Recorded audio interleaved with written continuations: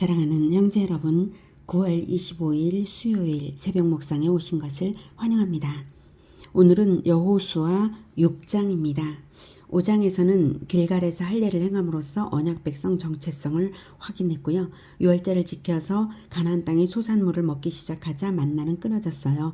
그리고 여호수아가 여리고성 정탐을 하다가 여호와의 군대 장관을 만났죠. 여호와의 군대 장관은 칼을 빼어들고 여호수아와 대결 각도로 나오면서 복종을 요구하셨고요. 여호수아는 여호와의 군대 장관에게 무릎 꿇었어요. 그분이 구약에 나타나신 하나님의 아들 그리스도 예수님이심을 말씀드렸습니다. 이제 하나님의 언약 백성 정체성을 분명히 하는 할례 그리고 유월절이 있었어요. 하나님께 다스림을 받는 자세를 분명하게 확립하는 것이 승리 출발점이 되기에 그렇게 백성들에게는 할례를 그리고 지도자인 여호수아에게는 이제 복종을 요구하신 것인데요. 오늘 본문에서는 드디어 여리고성 전투를 하게 됩니다. 이스라엘 전체가 순종의 자세가 어떠한지 나타납니다. 여호수아 6장 1절부터 볼게요. 6장 이스라엘 자손들로 말미암아 여리고는 굳게 닫혔고 출입하는 자가 없더라. 여호와께서 여호수아에게 이르시되 보라, 내가 여리고와 그 왕과 용사들을 내 손에 넘겨주었으니 너희 모든 군사는 그 성을 둘러 성 주위를 매일 한 번씩 돌되 엿새 동안을 그리하라. 제사장 7은 7 양각 나팔을 잡고 언약궤 앞에서 나아갈 것이요, 7째 날에는 그 성을 7번 돌며 그 제사장들은 나팔을 불 것이며, 제사장들이 양각 나팔을 길게 불어 그 나팔 소리가 너희에게 들릴 때에는 백성은 다 큰 소리로 외쳐 부를 것이라. 그리하면 그 성벽이 무너져 내리리니 백성은 각기 앞으로 올라갈지니라 하시매. 네. 요단강 도하 사건에서도 인간적인 방법이 아닌 신기한 방법을 하나님이 명령하셨었죠. 인간적 방법이라면 배를 만들어서 타고 가야 하는데 언약궤를 맨 제사장들이 강물에 들어서게 하셨어요. 그리고 백성은 그 뒤를 따르게 하셨죠. 하나님 나라를 세우는 두 가지 의미가 들어있었어요. 자, 하나님의 언약을 믿고 무조건 따르라 이거 하고요. 언약궤 즉 말씀을 상징합니다. 언약의 말씀의 제자가 되어서 따르라 이것입니다. 언약에 대한 믿음과 말씀의 제자 이 두 가지가 바로 승리의 핵심 비결입니다. 자, 드디어 언약을 이룰 때가 되었다는 것을 백성들은 믿었고 그렇게 따랐습니다. 언약궤 안에는 10계명이 들어있어요. 제사장들이 어깨에 맨 말씀의 궤를 따라가는 것이죠. 자, 그 원리를 가르치신 상징 장면인데요. 자, 하나님은 이제 전능하신 주권자이시기 때문에 때가 되면 언약을 기적적으로 이루십니다. 여리고성을 정복하기 위한 전략을 지금 5절까지 이제 주셨는데 역시 요단강 도하 사건처럼 신기한 전략을 주십니다. 여리고성에서만 이런 전략을 주셨고요. 이제 가나안이 31개 성읍인데 다른 30개 성읍에서는 이런 전략을 따로 주신 적은 없어요. 그냥 일반 전투를 합니다. 자, 여리고성 정복은 첫 성이기 때문에 특별한 상징성을 주시는 것이죠. 여리고성 정복 전략은 특별한 상징성이 깃들어 있다라는 것입니다. 자, 어쨌든 그 방법을 먼저 잘 알아야 되겠죠. 그 상징성의 의미를 알려면 자, 방법은 이때 요단강 도하 때처럼 이때도 역시 제사장들이 앞장서는데요.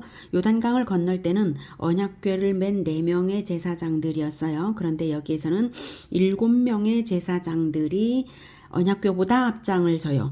그리고 양각나팔을 불면서요. 그 뒤를 언약궤를 맨 4명의 제사장이 따르고 그 뒤를 다시 백성들이 따르는데 6일간 그렇게 해라. 그리고 7일째는 7번 돌고 함성을 질러라. 그래서 총 13번을 이제 돌게 되는 것입니다. 여리고성이 첫 정복지가 되는 이유는 이제 가나안을 중부에서 양분해서 가나안의 세력을 중간에서 끊어놓기에 좋은 지점이죠.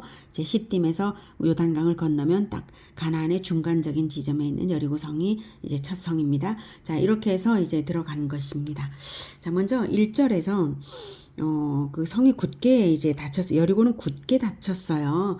자, 여리고는 이제 출애굽 때에 이집트에 하나님께서 열장을 내리신 그 두려운 기적이 있었고 그리고 홍해의 기적이 있었잖아요.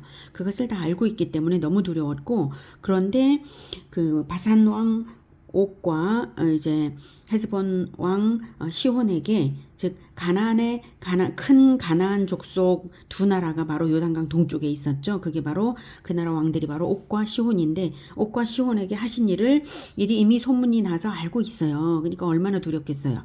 예, 옥과 시혼이 완전히 멸망해서 이제 요단강 동쪽은 이스라엘 땅이 되어버렸잖아요. 그러니까 이제 요단강 서쪽이니까 이제 너무 두려운 거죠. 자, 이스라엘이 하나님을 두려워했고 이제 대항하는 것은 이제 무모했기 때문에 이제 굳게 문을 닫아 거는 것밖에 할 게 없었어요. 자, 그래서 2절에 여호와께서 이르시되, 지금 그 말씀을 하십니다. 아마도 그 5장에 나와 있던 여호와의 군대 장관이었을 것입니다. 이제 군사 전략을 주시는 분입니다. 그래서 성경에는 여호와의 군대 장관 또는 여호와의 사자도 역시 여호와와 동일시된 표현들이 구약 성경에는 여러 군데 있습니다. 자, 그렇게 해서 말씀을 하시는데 내 손에 넘겨주었다라고 표현을 하시죠. 네, 하나님은 이스라엘의 승리를 이미 작정하셨고 이스라엘은 결정된 일을 수행하고 있는 셈입니다. 그러니까 이미 결정되었어요. 그래서 내 손에 넘겨주었으니, 주권자 하나님께서 결정하시고 하게 하시면 그대로 이루어지는 줄 믿으시기 바랍니다. 자, 그렇게 하는데, 자, 3절에서 엿새 동안 그렇게 이제 돌아라 라고 합니다. 자, 백성에게는 이 언약에 대한 순종과 인내의 시험이 될 거예요. 이제 전쟁이 아니라 그냥 빙글빙글 돌기만 하라는 거잖아요. 자, 그 다음 여리고 성에게는 심리적인 압박이 될 거예요. 자, 그리고 나서 자, 그렇게 돌 때 먼저 백성들 앞장선 사람들은 이제 양각나팔을 부는 제사장들이에요. 네, 4절에 보면 양각나팔을 제사장 7이 7 양각나팔을 잡고 언약궤 앞에 나가라라고 하는데, 이 양각나팔이 중요하죠. 왜 양각나팔을 불게 할까? 자, 양각나팔을 부는 것은 일단 그 나팔 소리가 아주 멀리까지 잘 울려 퍼질 거예요. 여리고성 전체에. 자, 그 양각나팔은, 양각이라는 말은 양의 뿔이라는 뜻이죠. 수양의 뿔로 만든 나팔인데요. 이스라엘에서는 축제를 위해 사람들을 불러 모으거나 또는 왕적 존재의 출현을 알리기 위해서 불었고, 그리고 또 전쟁을 할 때도 불었습니다. 출애굽기 19장 13절, 레위기 25장 9절 참고 구절이고요. 자, 그리고 이 양각나팔은 이제 나팔 소리는 하나님의 임재를 상징하는 것이죠. 예, 출애굽기 19장에서는 하나님께서, 그러니까 천사들의 그 나팔 소리가 울리면서 하나님께서 시내산에 임재하시고 또 이스라엘 백성들과 언약식을 맺은 그 사건이 있지 않습니까? 그래서 하나님의 임재를 알리는 것이 바로 나팔 소리입니다. 자, 제사장들은 언약궤 앞에서 양각나팔을 이제 부는데요. 우리의 인생 원리와 교회 원리가 바로 양각나팔을 부는 것을 따르는 것이다. 가장 앞장서는 자들은 양각나팔을 분다. 이런 원리가 똑같죠. 자, 복음나팔을 부는 겁니다.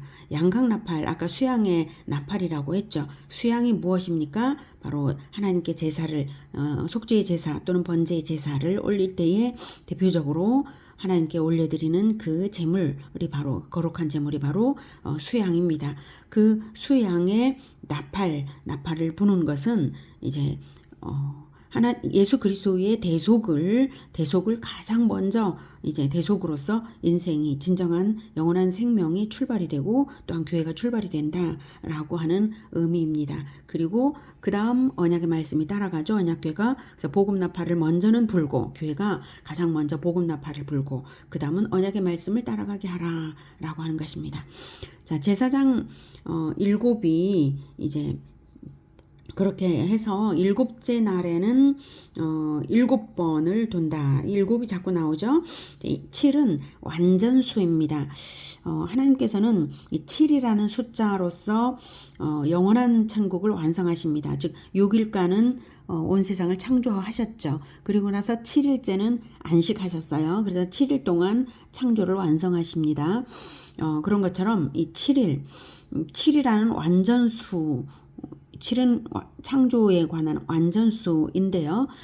지금 영원한 천국까지 완성하는 데에 마찬가지로 이 천지 만물을 창조하신 7일을 사용하셨던 것처럼 영원한 천국을 창조하시는데도 7이라는 숫자를 지금 사용하시는 거죠. 자, 그래서 양적인 이제 완전과 시간적인 전체 기간 등을 의미하죠. 7이라는 전체 기간 동안 다 완성하신다 이런 의미. 그래서 영원한 천국을 창조하시는데도 이 7이라는 기간 동안, 즉 역사 전체를 6으로 상징하고 마지막 영원한 천국으로 들어가는 날을 7로 생각하면 되겠습니다. 그래서 그동안 계속 순종하는 것이 백성들이 할 일입니다. 그래서 완전한 순종을 요구하십니다. 7로서 상징하는 완전수의 순종을 요구하시는 것입니다. 자, 이렇게 순종할 수 있는 것은 무엇입니까? 어떤 생각으로 순종할 수 있습니까? 바로 전쟁은 하나님께 달렸으므로 믿고 순종하면 기적이 있고 승리가 있다. 이것을 믿고 따르기만 하면 되는 것입니다. 내 능력이 크고 작다는 것을 계산하고 따져서는 안 됩니다. 능력이 있든 없든 그냥 무조건 믿고 따르는 겁니다. 하나님께서 일하시는 것입니다. 그래서 우리가 무조건 복음을 선포하고 무조건 말씀을 전하는 것입니다. 그러면 교회가 승리합니다. 전쟁의 주인은 하나님이십니다. 이해할 수 없는 전략이지만 하나님께서 하시기 때문에 그냥 믿음이 필요한 것이지 그것은 나중에 다 믿고 따르면 이해가 됩니다. 그래서 이해할 수 없는 전략일지라도 믿고 따르면 하나님께서 양방향에서 일하십니다. 백성들에게는 믿음을 더욱 일으켜 주시고 하나님께서 주권자이심을 확신하게 하시고 그리고 또 이제 세상에게는 두려움을 주는 것이죠. 자, 그래서 여리고성은 두려워합니다. 자, 이렇게 해서 이제 노아의 방주 때도 마찬가지로 어떤 7일간의 그 방주의 문이 열려 있었고 있었죠. 이 7이 굉장히 자주 나옵니다. 그래서 7은 하나님의 마지막 자비를 뜻합니다. 여리고성을 6번 돌고 7번째 도는 날까지 여리고성이 회개를 하면 살아나는 거잖아요. 자, 하지만 아무도 노아의 방주 때에도 아무도 이제 방주로 들어오지 않았어요. 세상 말세에는 더 할 것입니다. 그럴지라도 하나님의 백성은 반드시 믿음과 순종으로 승리를 하는 것입니다. 자, 그리고 또한 이것은 또 무엇을 의미하냐면 하나님의 자비의 은혜의 때가 있다라고 하는 것도 알게 하죠. 하나님의 자비가 완전하심으로 하나님의 공의도 완전한 것입니다. 네. 자, 이제 6절부터 들어볼게요. 눈의 아들 여호수아가 제사장들을 불러 그들에게 이르되 너희는 언약궤를 메고 제사장 7은 양각 나팔 7을 잡고 여호와의 궤 앞에서 나아가라. 하고 또 백성에게 이르되 나아가서 그 성을 돌되 무장한 자들이 여호와의 궤 앞에서 나아갈지니라 하니라. 여호수아가 백성에게 이르기를 마치매 제사장 7은 양각 나팔 7을 잡고 여호와 앞에서 나아가며 나팔을 불고 여호와의 언약궤는 그 뒤를 따르며 그 무장한 자들은 나팔 부는 제사장들 앞에서 행진하며 후군은 궤 뒤를 따르고 제사장들은 나팔을 불며 행진하더라. 네, 하나님의 명령과 약간 다른 점이 있죠. 양각 나팔 부는 제사장들을 보호하기 위해서 이제 그 군대를 무장한 자들 즉 경호부대입니다. 경호부대가 맨 앞에 나갔다는 것입니다. 그래도 의미적으로는 양각 나팔을 부는 제사장들이 있으니까 경호부대가 있는 거잖아요. 그래서 제사장들이 가장 앞장선 것이 됩니다. 자, 세상을 정복하는 데에는 가장 먼저 복음의 나팔, 양각 나팔과 같은 복음의 나팔을 부는 선교사들이 가장 앞장서서 제사장들처럼 앞장서는 것입니다. 그 뒤를 말씀의 제자들이 이제 따르는 것이고 말입니다. 자, 그렇게 해서 실행을 하고 있습니다. 자, 10절부터 들을게요. 여호수아가 백성에게 명령하여 이르되 너희는 외치지 말며 너희 음성을 들리게 하지 말며 너희 입에서 아무 말도 내지 말라.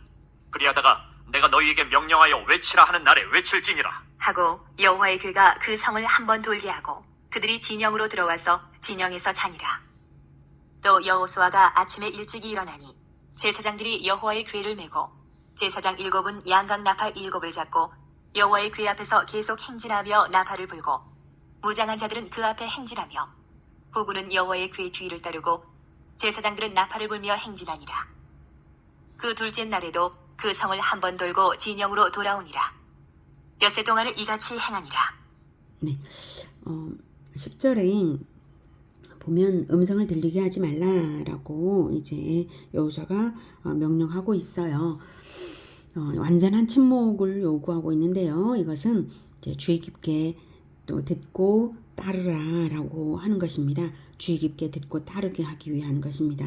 무장한 자들을 배치시킨 것은 하나님의 명령은 아니었지만 여호수아가 만일을 대비해서 이제 명한 것이고요. 네, 15절부터 듣겠습니다.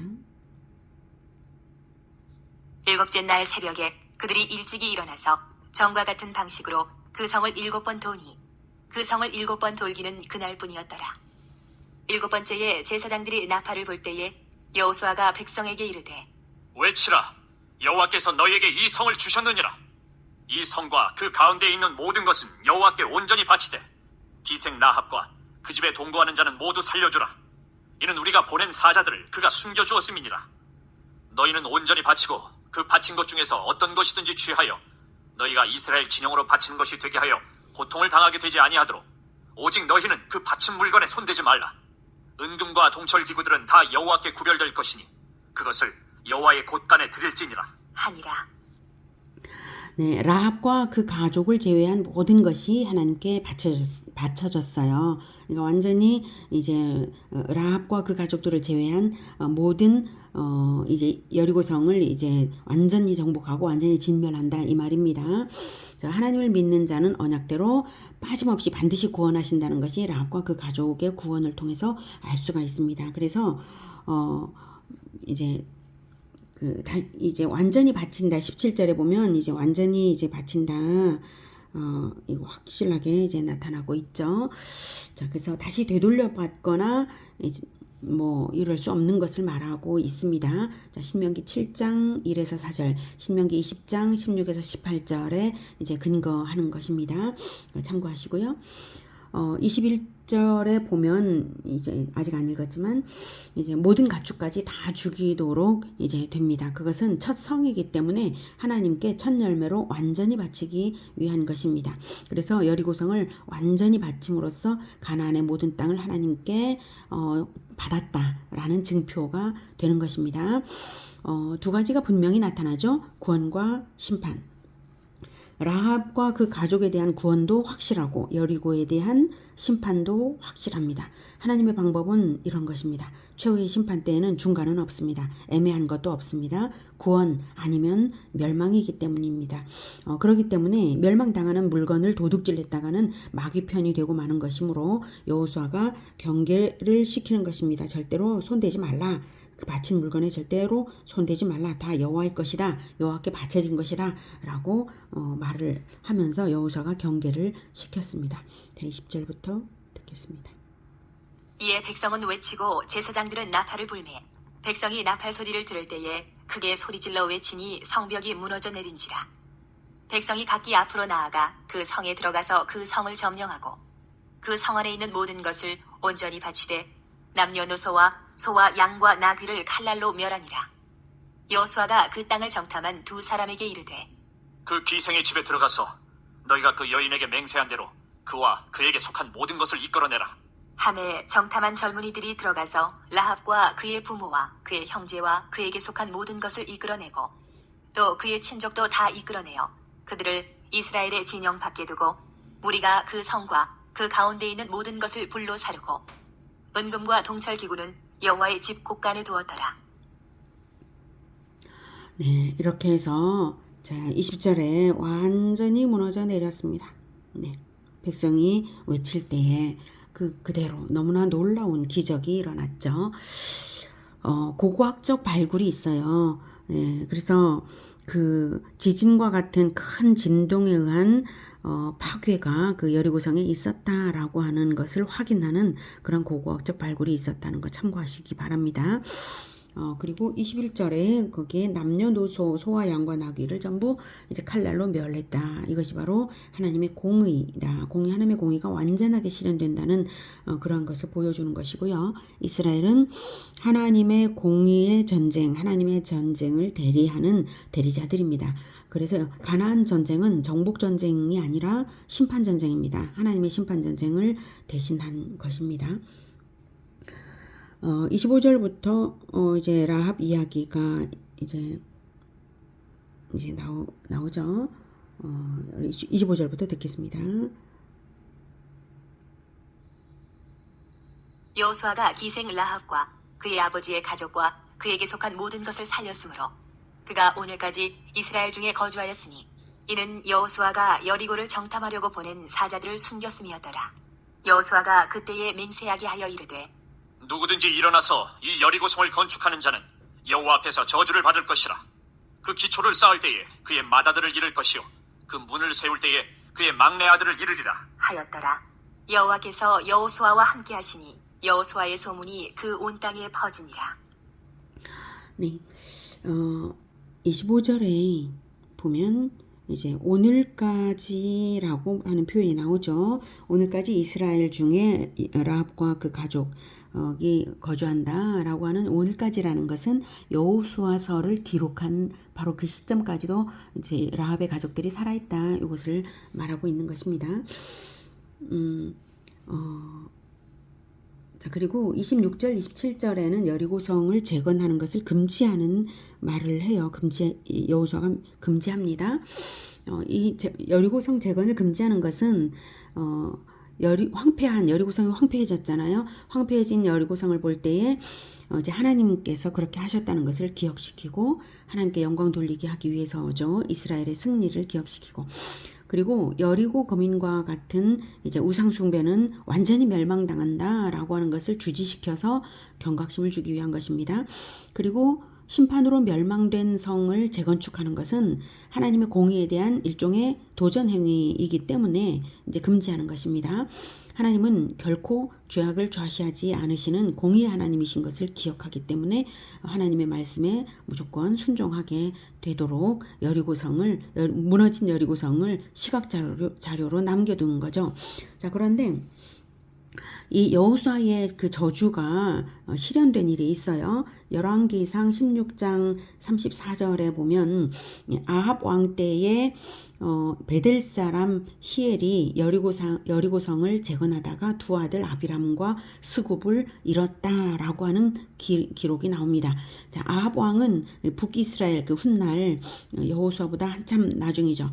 자, 훗날 북이스라엘의 그 유명한 악한 왕이죠. 자, 그 악한 왕 아합 왕 때에 베델 사람 히엘이 역시 왕이 악하니까 그 백성들도 믿음을 다 잃고 악해져서 이 여호수아가 저주했던 것을 무시하고 여리고성을 재건하다가 두 아들을 잃었는데 바로 여호수아의 저주대로 되었다는 기록이 남아 있습니다. 하나님의 말씀은 1.1획도 어김없이 다 이루어진다는 것을 확인할 수가 있습니다. 27절에 여호와께서 함께 하시니 여호수아의 소문이 그 온 땅에 퍼졌다. 이것은 바로 여호수아 1장 1에서 9절에서 하나님께서 말씀하셨죠. 내가 너를 높이겠다. 이 말씀을 내 입에서 떠나지 않게만 하라. 반드시 이제 승리하게 하겠다. 강하고 담대하라. 이렇게 하나님께서 말씀을 하셨는데 하나님은 바로 하나님께서 들어 쓰시고자 하는 그러한 지도자를 높여주시는 것을 알 수가 있습니다. 그리고 가나안 사람들은 그 여호수아의 소문에 이스라엘과 여호수아의 소문을 듣고 아주 간담이 더욱 녹는 것입니다. 자, 이렇게 해서 이제 가나안 31개 성 중에 오직 여리고에서만 이런 전략을 주셨는데 첫 성이기도 하고 또 이 전쟁이 하나님의 전쟁이라는 것을 확인시키는 점도 있는데 그런데 전략이 이상했죠. 왜 꼭 이런 전략일까 했을 때 완전수를 여러 번 사용하시면서 말씀하신 점에서 중요한 상징인 것을 알 수 있었어요. 여리고성의 몰락은 역사 전체를 상징하는 것이라고 저는 생각합니다. 역사 내내 믿음으로 복음 나팔을 불며 말씀을 따라 세상을 누비면 세상은 복음 앞에 무너져 내리고 최후의 승리가 온다는 것을 상징하는 역사적 사건입니다.